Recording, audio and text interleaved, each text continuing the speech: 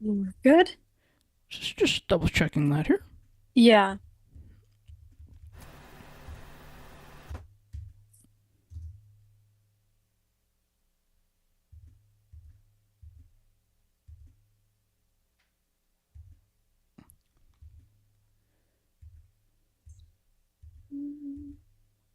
Okay, Okay, yeah, yeah, we're Will that's good. good. that be going over the Will that be going over the air once you start or no? No, no, Okay, good. no, and sorry, Jeff. I wanted to kind of give you some context behind that. My apologies there.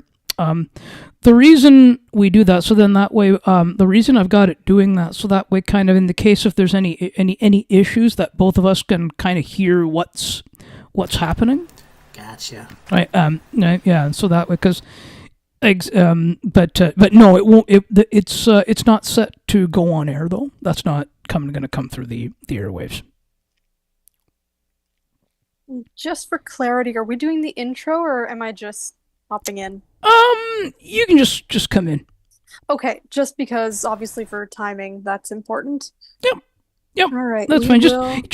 What we do, just wait for a few, like after we start recording, just wait for maybe Yeah. about 10 seconds and then come in.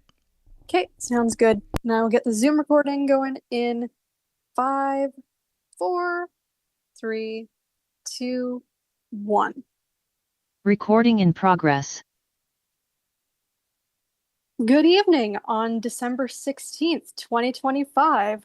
We're here with this bonus books panel. I'm joined as always by Allie, my incredible co-host, and we've also got Jeff with us this evening, and we're going to dive into Bill C15. Thank you so much for having me tonight. Always. So I'm not sure how much we want to kind of tee it up because we have put the description of what this kind of is in the newsletters and such. So I'm thinking maybe we just hop right in. Jeff, if you want to share your maybe your initial reaction, what first brought this to your attention? Well, what brought this to my attention was last Saturday. So I guess not. Well, I guess 2 Saturdays ago now. I was a message on LinkedIn actually. My friend Vaughn posted something on LinkedIn that said basically free postal service for accessible materials was in jeopardy. I did not see any mailing list about it, but if I'd waited a day, I would have seen something from Braille Literacy Canada. But that's how I kind of saw it, and then had him forward me the initial email with the that had the link and the meeting for more information. It had a draft letter to be sent out to spread the word, and so my first thought was, okay, this is something that has gone undetected, unopposed, undebated, because it's just a few lines of legislation in Parliament. If I didn't know about it, chances are a lot of people don't know about it. So my first reaction was send, send, send. I started making a list of people who might be interested. Sometimes at first it was some of my blind friends and teachers and former teachers, and then I thought, well, there's people who just literature is important to them. By the time I was done, I had over 300 names who saw it, and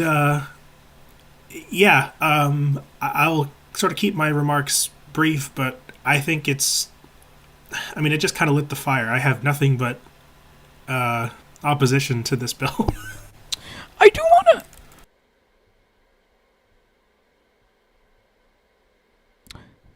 I do want to ask you though.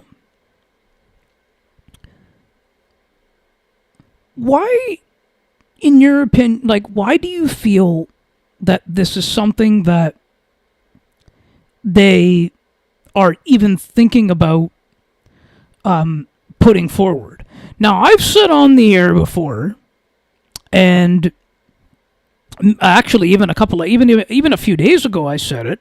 If anybody wants to hear my further thoughts on it, we'll just put a link to that particular show in the show notes here for this show of the Ali and McCara show, where I did say this. But is this a case where that do you feel that the reason here is that the government is sort of indirectly saying that they don't have money to, and they don't want to continue to put it. They don't want to. That they don't want to continue to do this. Like, why, in your opinion, is this? Do you feel part of it? Well, Canada Post has been in the public's eye for all the wrong reasons over the past, I don't know what, 2, 3, 4, 5 years, give or take. So my first thought was maybe perhaps this was some sort of something that was in the deal, like the little bone that they threw, but at the same time, it really doesn't make much sense.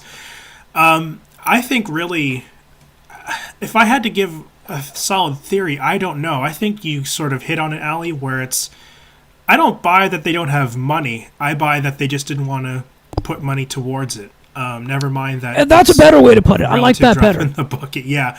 I don't really know if they thought through the consequences or the implications of what they're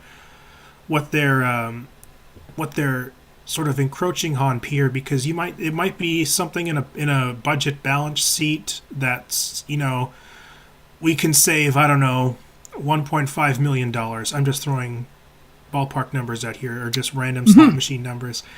That'll be efficient. Well, that's literature.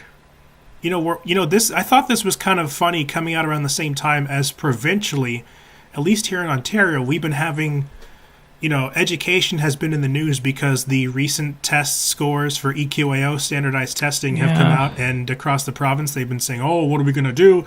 And regardless of what EQAO standards mean to you, that's a different story. But here we are talking about education, literacy, math, and then we're talking about cutting a way of reading that people who are blind depend on.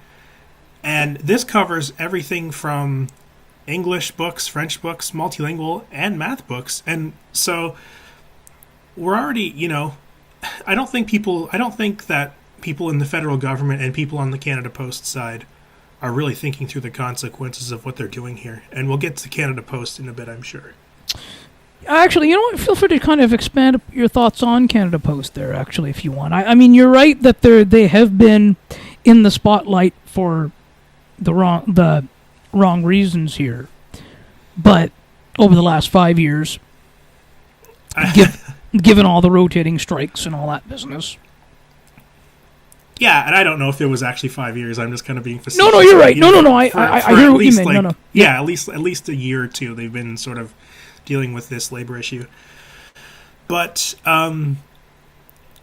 what we then knew after the meeting on Monday, is that what this bill does, and I'm sorry if we've covered this on the show before, but go ahead.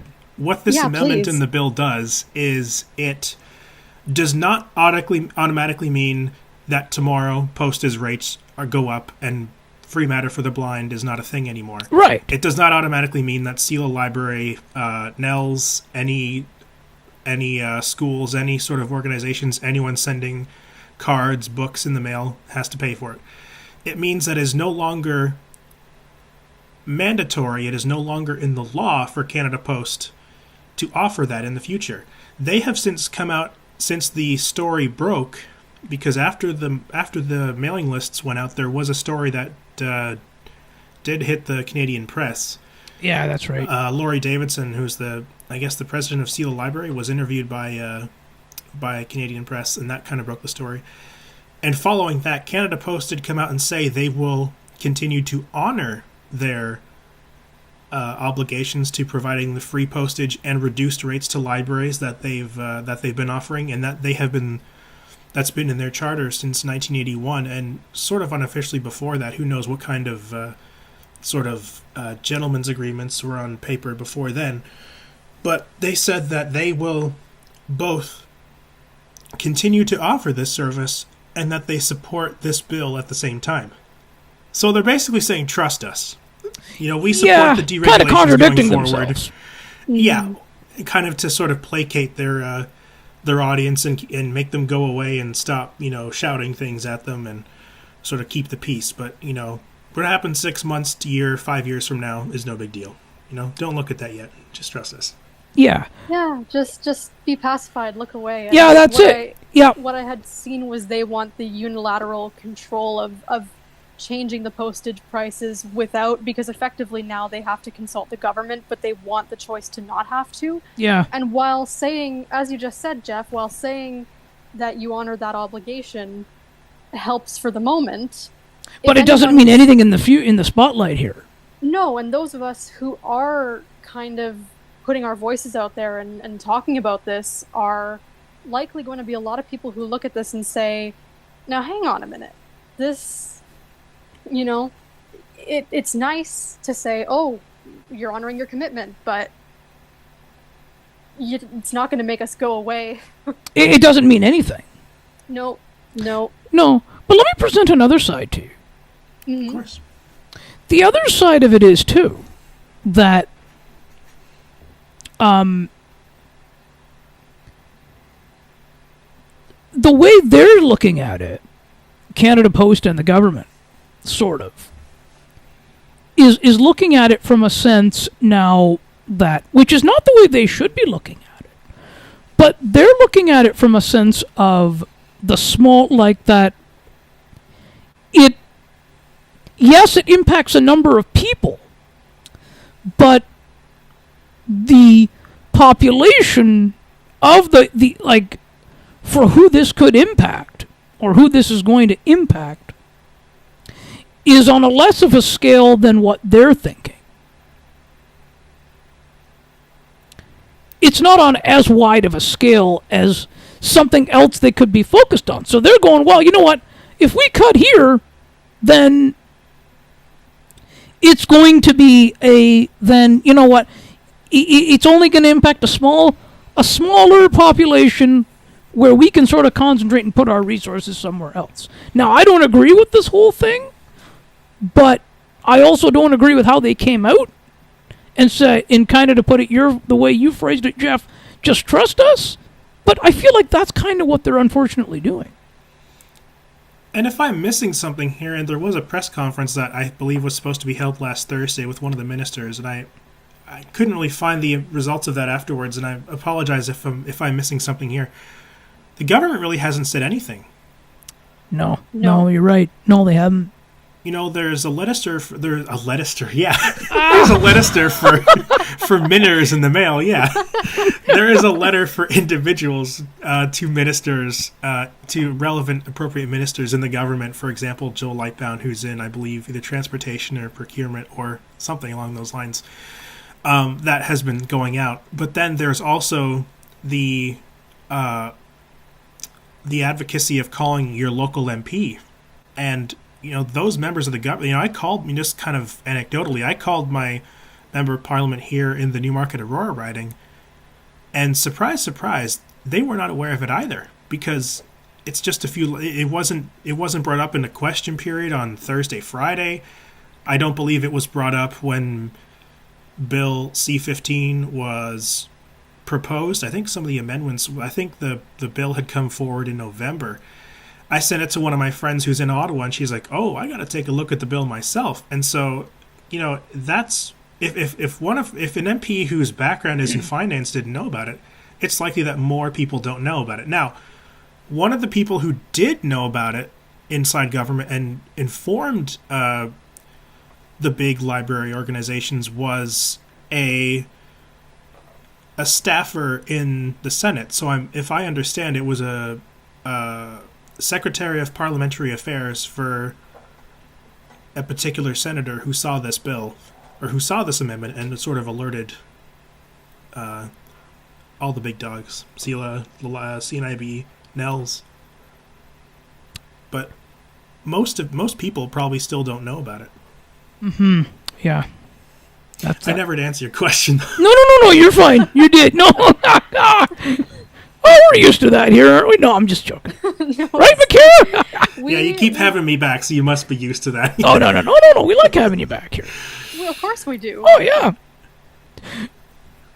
We do enough of it ourselves as well. We don't necessarily answer the question that's... Oh, yeah, no, we do, yeah. Let me answer your question with a question. Yeah, exactly, yeah. Yeah. But I think, though, too, one of the side sort, like, I mean, it's not like... But is it like, see, now, of course, CELA also, though, if we sort of they also now stop producing stop mailing out CDs to those people who were dependent on them.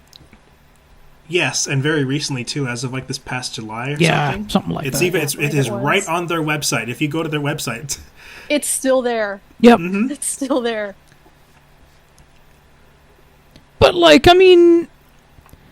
but see, I feel like there's now I certainly see. I'm looking at it going, yeah, you know what? It was about time that they did that. But here's the big difference. It's easy for me to sit here and say that. And the reason being because I know how to use the digital side of things. Whereas the people who this is impacting, it's not it's not easy for them to do. It's like, yeah, they can get training and whatever, but still, I've talked to a lot of people who are just having to learn the technology. It's one of those things where it just makes it rather confusing and difficult rather very, very easily or completely, right? So I feel like there's that side but that side certainly has gotten me to look at it that way and go, well,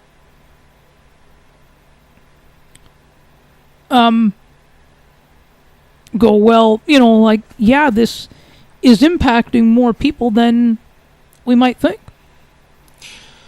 Yeah, and there, just to pick up on what you had said there's a few things at play there. One of them is choice.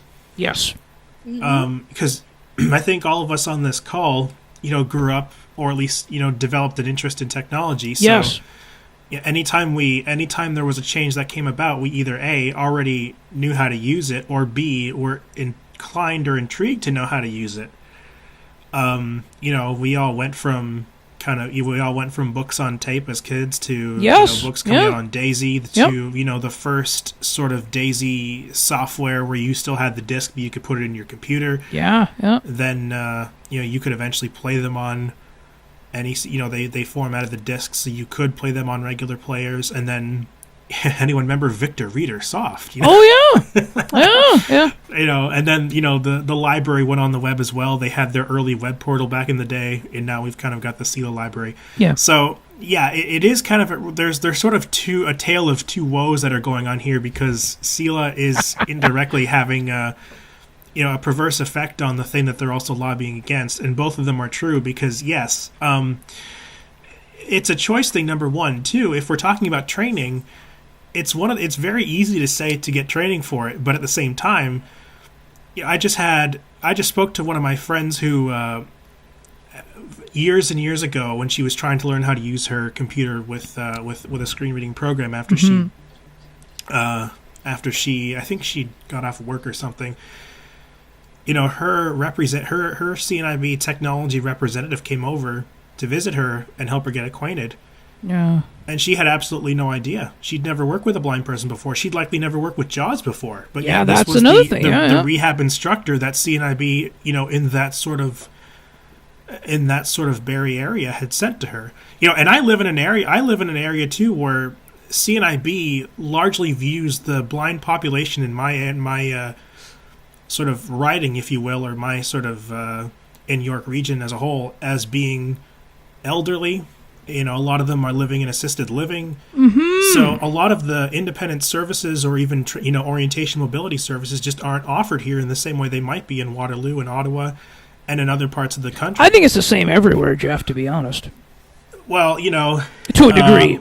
To a degree, yeah. Little pot sweeteners here, little appetizers here, whereas other places are, on crumbs. But and also too, if we're talking about training, like if we can only get so much from the local organization or from friends and family who know how to use it and can get to you, there's also if you want training, if you want to go through the assistive devices program, that gets you 10 hours of training, but Yeah. only once you've done that. And then, to one of CNIB's own points, more people are going to lose their vision as they get older.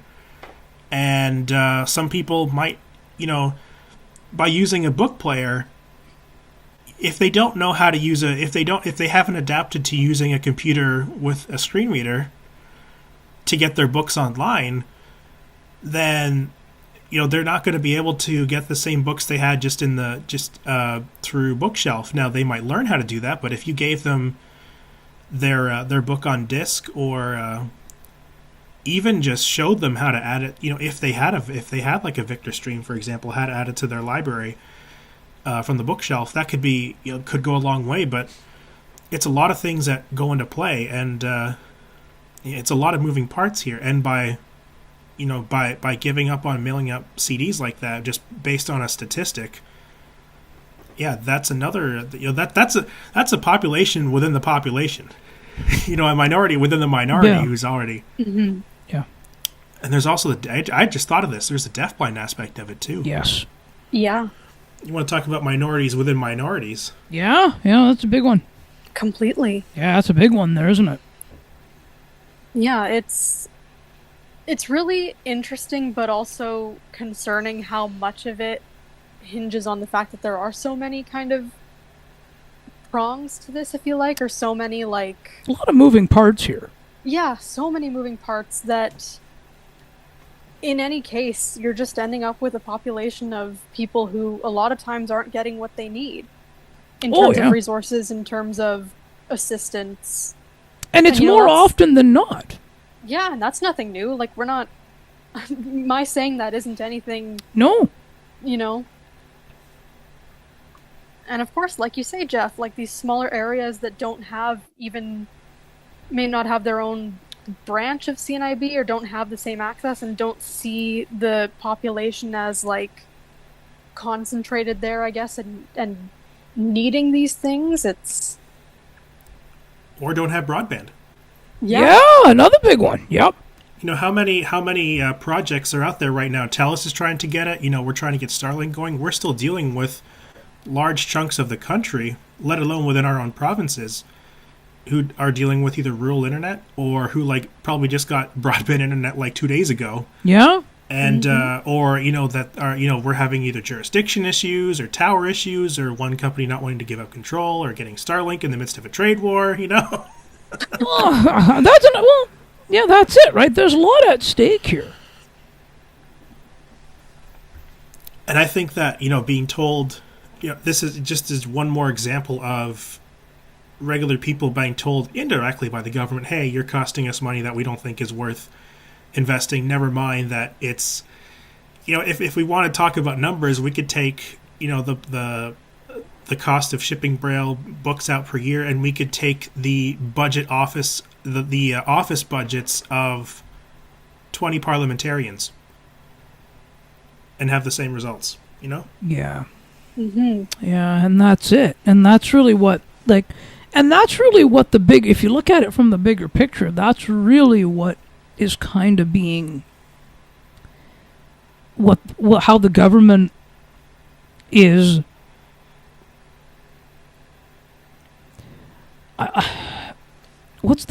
is looking at it from.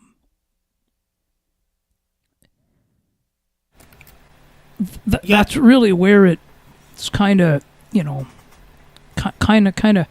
It's kind of where the pieces are going here with that, and I think and feel that one of the important things here is that they won't. I mean, it's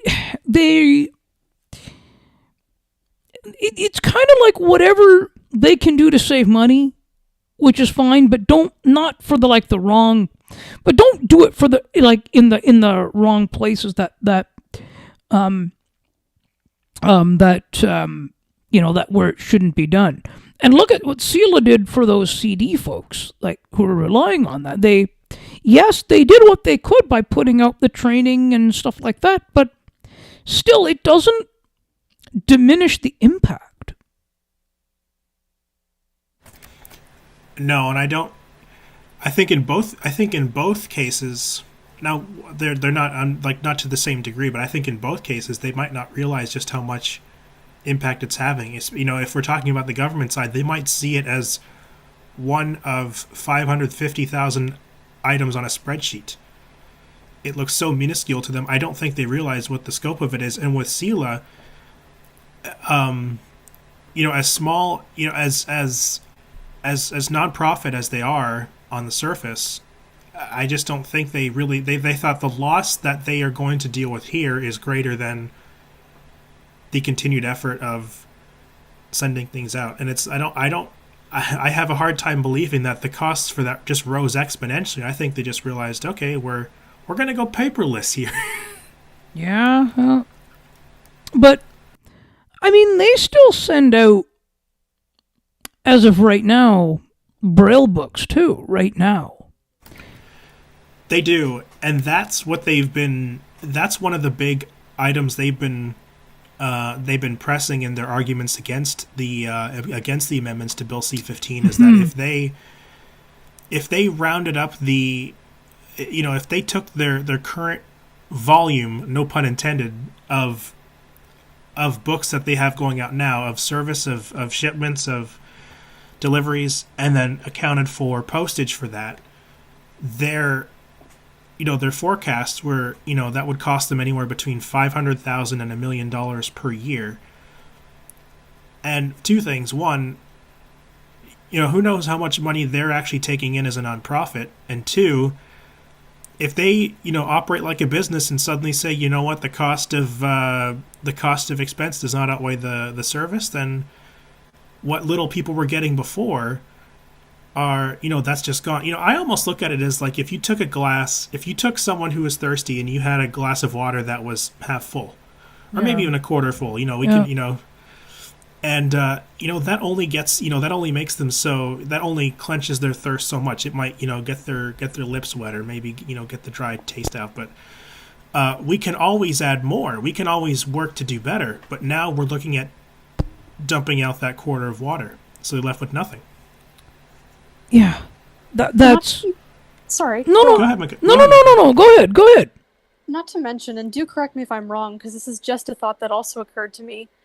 For having these Braille books, do you not then need people to be transcribing them? Yeah, and so then you'd be talking about job loss as well if at some point they decided that the cost for that wasn't. And here's the thing too. Mm-hmm. You make a very good point there. Sorry, I'm glad you got your thought in. I wanted to hear what you had to say there.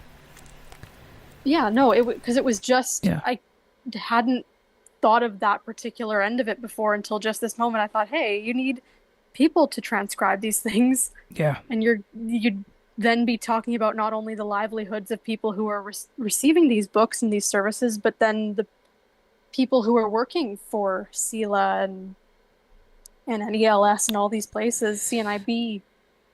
Yeah. No. I'm sorry. I almost cut you off there a second ago. No, you're fine. Please share what you were going to say. Okay, thank you. No, thank you so much. Of course. See what they're doing here. Is that now when a book is actually sent out, you don't send them back anymore, Braille materials anymore. No, it used to be a big thing. It used to be with any materials that you'd receive from the library. Those Braille, print Braille cassette tapes, you'd send them back after you read them. I collected the CNIB magazine Kidsworthy back in the day, and I held on to a lot of those, but from the earlier episodes, I would just send them back after. The reason I didn't have them is because I sent the tapes back after I finished listening to them. And I think either one time they had said informally you don't have to send them back anymore, or I just decided to go against the grain. Yeah. At that point, they'd only been out there for another 2 years anyways. After a few, because I have, if that magazine went for 7 years, I think I have the first, the second 3 or 4 years on tape. But be that as it may, but if you ever, if you ever convert them to digital, which maybe you have. I haven't yet. I got to get my tape deck back in commission, or even just get one that's much more, it's much less noisy. Yeah. I actually reached out to some friends who were kid editors in the earlier episodes just to see if they had their issues lying around, and not many of them do. Yeah, no. But I actually spoke to some of the library staff, and they're like, they lost, they got rid of the archives, unfortunately, not long after that magazine was decommissioned. Yeah, and you know what, too? Like, see, yeah, now, and see, so a lot of, here's what I think, like, Makara, to kind of what you were saying just a second ago of the transcription, I actually don't feel, when it comes to that branch, that branch of CELA for the Braille books, I actually don't feel that they're actually producing actually new material. I feel like what's happening is that any books or anything that they have in the collection as Braille, they're just sending those out to people, and not replacing, and because you don't have to send them back anymore, not replacing. So it's a while supplies last thing. That's what I'm feeling. That's my theory. Well, because what I was thinking of is they have so many different versions of the book now. If you look online, you can see, like, in their library, you can get it in Word, you can get it in Daisy Audio, whether human or synthetic narrated. That's, again, another story.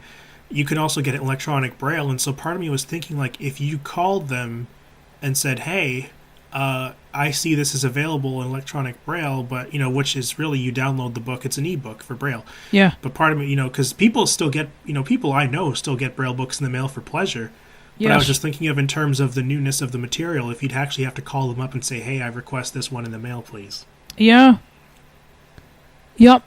If someone actively orders books in the mail and listens to this show, send us some kind of interaction. Let us know how you get your books. Yeah. It would be really interesting, because I do know a couple of people, or at least one, I think, who was getting them in the mail as well, too. And yes, and we'll be giving out all. And where are we at on that, Makara? Feedback at bookspanel.ca? Yeah, that's right. Okay. Yes. Send us a note there if you receive your books that way. Absolutely, yes. Or in any format. Yeah. Yeah. Absolutely. Right, but I mean,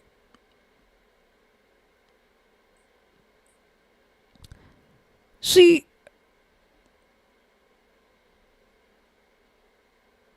I feel like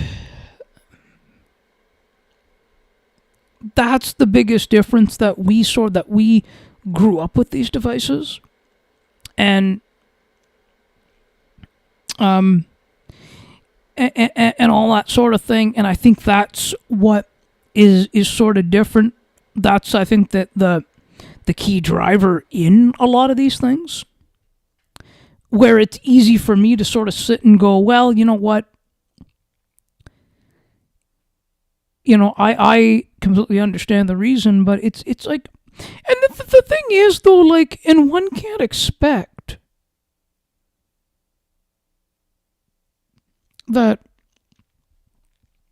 someone's going to, that once they've been taught, like, the few lessons or whatever, that they're going to get it. Because there's a bit of a reality, to that as well. Yeah, it goes to preference. It goes to, think of now that they've got tablets and handhelds in restaurants and businesses now, where you can scan, like, let's take restaurants for example. You can not only scan the menu but order things through the menu. Place your orders through either the app or the device itself. Yes. And send the order back to the kitchen. Yes. If you showed someone how to do that, and they did it. If you showed them how to do that at one restaurant, and they filled out their drinks, their entrees, their desserts, anything they wanted. There's no guarantee that they're going to prefer doing that way in the future. Mm-hmm. They might have done it because there's no other option. Like if you go to an airport diner, for example, you kind of have no other option now. Yeah. They could be doing it reluctantly, and so once they have the choice again, they're not going to want to do it. Or, so and people in government are normal people too. How many of them are uncomfortable with the digital age, with with these doohickeys that you fill out these things that you can't read the print half the time if your vision is such and such, Yeah. And so if you take that exact line of thinking and apply that to people who receive physical media or braille books, these are not alien people that you're never going to run into. These are these are things that everybody deals with, and I feel like, going back to the theme of the show, there's a disconnect here between what people see, and the thing is too, to your point, Allie, where when I saw that email, when I saw that bulletin on their website that said as of July we have ceased delivery of CDs, my first thought was, oh well, it doesn't affect me, but I know I could think of some people who it would affect, and then I kind of just sort of brushed it off. Whereas, because it's self-interest, because I personally didn't need to worry about it. I wasn't thinking of making my voice heard about it. But at the same time, I can already think of someone whom I know would prefer it that way. So, part of me, I never would have been like, hey, how do you feel about this? Have you changed, or are you just, are you looking elsewhere for books? Well, and that's kind of, and that's like where it sort of like that's where it kind of, and that's where that piece kind of goes, right? And I feel like what ends up happening now is, I mean, in sort of, so just to kind of put it out there to the questions, to you, and Makara, I'll let you go first on this one. Okay.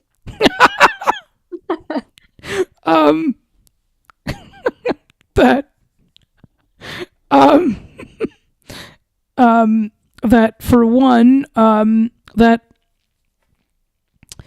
does there have to be sort of a middle ground in terms of, one, yes, now they've gotten rid of these CDs and whatever happens to the Braille materials, or two,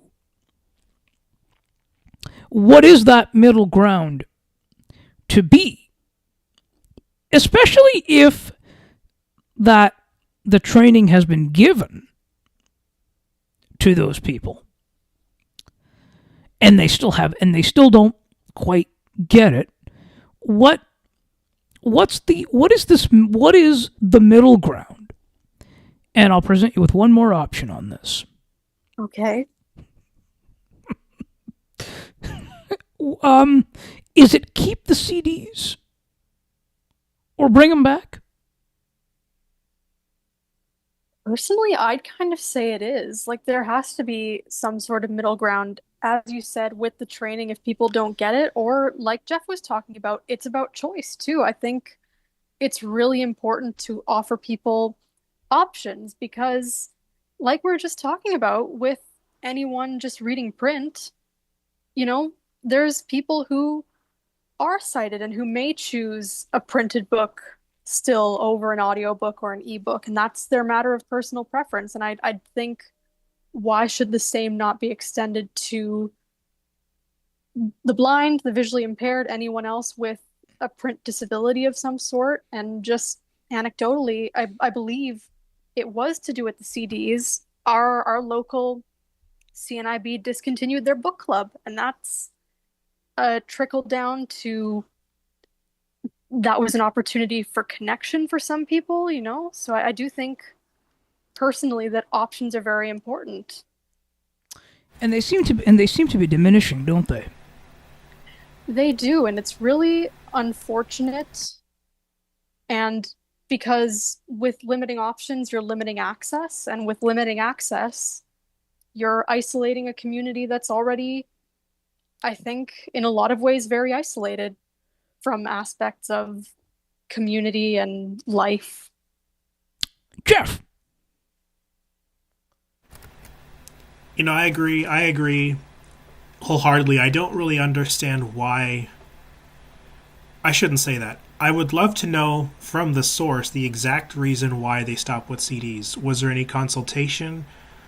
Was did they hear voices from all over, and they just unanimously agreed that we're going to ignore them and just do this for our bottom line? I would love to have someone from operations come on and talk about this, because I mean, I agree. It's very obvious that this was something that is missed.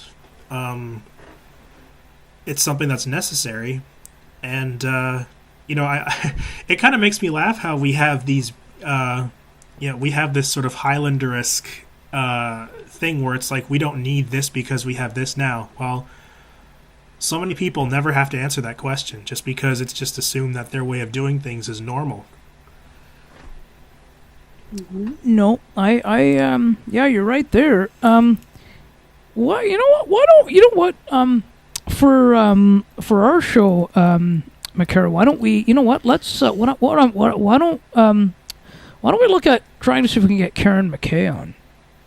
Yeah, I know we talked about that We the had other talked day, about but that. I think in light of this conversation, I think it's even a better idea now that we sort of have some very definitive points to discuss. Yeah, yeah. Let's talk. Yeah. So this will be for the summary we will receive. Jot it down in the next steps that reach out to Karen McKay.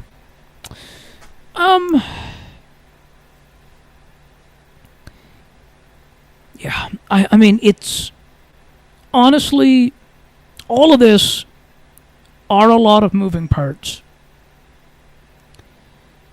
And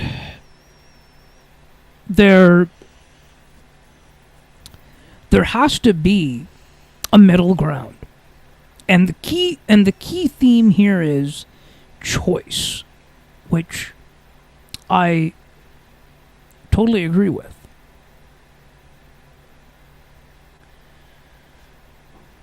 Yeah, because why should a community not get choices when everyone else gets options and that is completely fine, and no one's looking at the cost of, oh, it costs this much to produce a print book. We just won't do that anymore. And I mean, there is a decline in some ways, and bookstores in general, and there's a whole thing around marketing and what There have is, yeah. you. But you don't see it going away. See, No. I love this because two things can simultaneously be true. One is that audiobooks have gone mainstream. Yes. Yeah. How many technologies, how many services, how many things have started out as aids for the disabled and then greatly benefit people who have full able-bodied people, fully sighted people, and they never really know about it, or if they do, they find out about it too late. Yeah. So, on the one hand, you have the sort of mainstream spread or adoption rather of audiobooks, for the better, I might add, because that means there's more demand, there's more interest, and everybody wins. On the other hand, Indigo Chapters isn't closing. We're not seeing what happened. We're not seeing Indigo Chapters, going under like HMV did. No. No, that is And true. No, because they've adapted. They've adapted, and they still sell a lot of hardcover materials. And again, we talked earlier about choice, but how many people, if you told them, of all ages, of all of all walks of life, if you said, "Yeah, there's going to be no more print books," they'd say, "Oh, I don't like having a book on screen. Either my eyes get tired. I love to take them on vacation with me. I'd love to sit out back and have this while I have my coffee." And they just, to them, that's just a non-option. So I really think that is. I think it's a way of thinking that once people see how relatable it is, they'll start to really see that there's less of a gap here in terms of how people do things. Yeah. Yeah. No, you're right. Like these bookstores like Chapters, Indigo, they're not closing, but I mean but they've had to sort of see. It's a lot of it. See, a lot of it's all about not wanting to. A lot of it is on a mainstream, like. I mean, a lot of companies continue to still they continue to still operate things in the same way and thinking and hoping that it will work, when clearly you have to always define a new path and new direction. I mean, the great thing about libraries and bookstores adapting is that we can go into a library now, pick out a book, and see if it's available in some form of alternate materials. If it's on their, I believe is it Turo? Is it I forget the library service that they use for audio materials. Libby? Overdrive? Libby Overdrive. Thank you. That was something that was not a thing when when we were growing up, because especially in your school library, your public library, if you wanted something, you had to either get it transcribed or you had to call the library and say, "Hey, I would like to order this book in Braille." Yep. Or on cassette or something. Yep. Or have it read to you if you were in such a position. Exactly, that too. But you didn't have a lot of options that promoted a sort of independence, right? No, you didn't. No. Well, Makara, it's that time in the show again. It is. It's schedule time. Yes. What is coming up on the Ali Musa show? Well, Becky Coles is coming back on January 19th, actually. Oh, yes. So, and then on February 2nd, Jim Taddy makes his return to talk. We're going to do a Leafs check-in, and we're going to talk Leafs and Jays. But, actually, it just occurred to me, before all of that...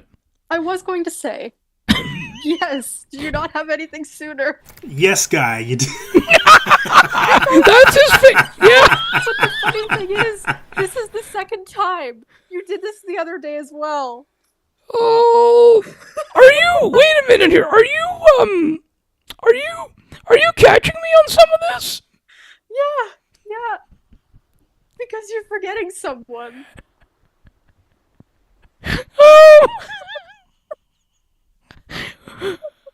Oh, you're catching me on this. Yeah.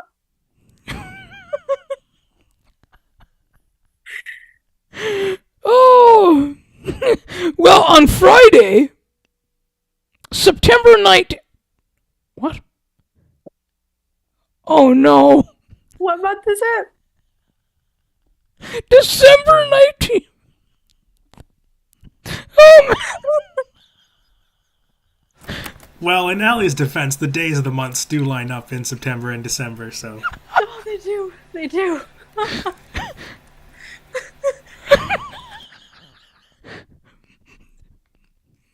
Oh, my goodness. On Friday, December 19th, the play-by-play voice of the Jays on the audio side, Ben Schulman, is going to come up, is going to be here, making his way to the airwaves to talk about the Jays season that was, and a little bit of recap into the upcoming what's happened so far in the off season. I was gonna say, you think we could get some insider reports on the latest agent talk? Somehow I doubt it, but it'd be really. But I'm excited for it. Yeah, that will be live at 3:30 p.m. I believe it's 3:30 p.m. Eastern. That sounds about right. I think that's what you were saying the other day. And you can listen on you can listen on audio, you can listen on YouTube, and of course, if you miss it live, you will also be able to hear it on your favorite podcasting platform as well. So there'll be all kinds of ways that we can hear this, that you'll be able to hear what is coming up across the network, which is the Musa Slobodian Network. yes, and what's coming up, and I think we've got what's come, and you and I will be back in the studio as well. What have we got coming up over these next little bit? I know I understand we got some bonus content. Yeah, of course. First of all, we'll be back on Sunday, December 21st for our usual regularly scheduled programming at 3:30 p.m. Eastern, where we'll be discussing the most wonderful tales of the year. That is an Audible exclusive that was written and performed by several beloved Audible narrators. That'll be a fun, festive little discussion. And this just in, as of today, we have a bonus show coming up on Monday, December the 29th, where we will be joined by Steve, was it Barkley? Yes. Steve Barkley. And we'll have a chat all about books and technology and braille displays. And that, I think, was at about, what was it, 2:30? I think it's 3:30. 3:30. Yes. And Oh, 2:30 Winnipeg time. So yeah. Yeah. So of course we'll have more newsletters going up about that closer to your usual reminders so that you can tune in live. Be sure to subscribe to the newsletters because that is where everything goes first. We always encourage that. And oh, sorry, Jeff, did you have Yeah, something go to ahead, add? Jeff. You did miss Boxing Day. Yes, thank you. We're getting to that. We're getting to that, but Okay. Just making sure, you know. I know. And we've got a books panel coming up, don't we, Makara? yeah, and I don't blame you, Jeff, given how this has gone. Oh, yeah, are you saying it's my fault? No, there's a bit of self-interest in here too. You know, No, I know. Absolutely fair. Yeah. Oh. Yes, thank you for that. I know. Okay. We will be back with another books panel with our regularly scheduled books panel content on Boxing Day, December 26th at 7:30 p.m. Eastern. We'll be discussing Canada by Mike Myers. That'll be a fun one, I think. Last one of the year, too.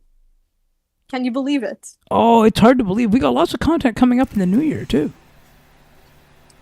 Yeah, of course. We'll get the list up there. I've got a whole bunch of them. I'm just going to refine them and put them into order. Yes, absolutely. And yes, and then of course lots of content here to take us through, and this is going to be a lot of fun. Absolutely. We have so much more coming up. And of course, follow us on all of the socials to keep up to date with that, especially the newsletters, all of the sites, the network hub site, anywhere you can find those updates, do follow it. And we'll take this opportunity to wish everyone a wonderful holiday season. Merry Christmas, Happy Hanukkah, all of the above, as we head into the festive season in full force. Yes, and where can they find us? We're on WhatsApp, and I think we're on Discord as well. We're everywhere. We are WhatsApp, Discord. We've done away with Messenger. We're on Facebook. We're on Blue Sky. We're on Goodreads. There's a group there, and our individual profiles. There's all the podcast platforms you could possibly want. Wherever the Apple library is supported, you can find us there. YouTube, of course, you might be listening there live now. At the Books panel. The audio stream is another live method of listening. And yeah, I think that about covers it. And of course, feedback at bookspanel.ca. Send us a note. And thank you so much, Makara, for being in the studio here tonight. Of course, it's always a pleasure. Thank you, Allie, for hosting alongside. It's and been my pleasure. Jeff, thank you so for much, your Jeff. time as well. No problem. And we will stop the